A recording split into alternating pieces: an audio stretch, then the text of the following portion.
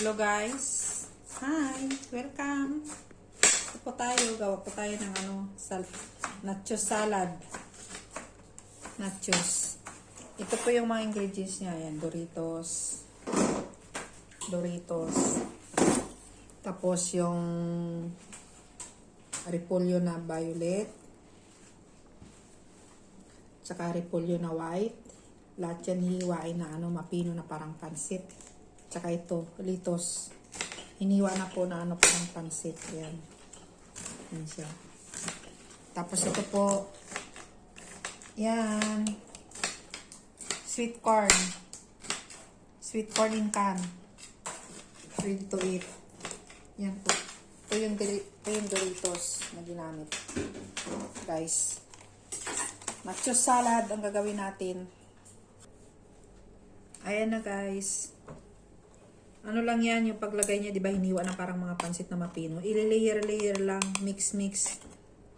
Tapos, pati yung yung corn niya, yung sweet corn niya, mayroon din yan sa ilalim. Layer lang po.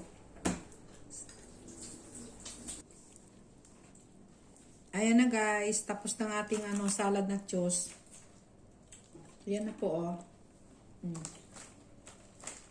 Ayan na siya. Na siya, naka-decorate na.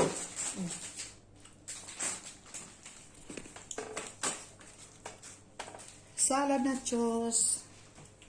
Ayan na po ang ating salad na masarap. Nachos. Thank you guys sa panonood. Sana subaybayan niyo po yung aking mga mga binablog na tungkol sa pagkain. At saka yung sauce niya po, ito po yun, oh. Plain sauce.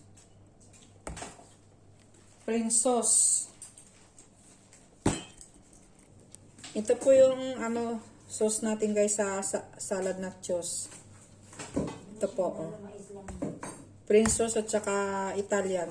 I-mix lang po to. Yan po. Thank you po.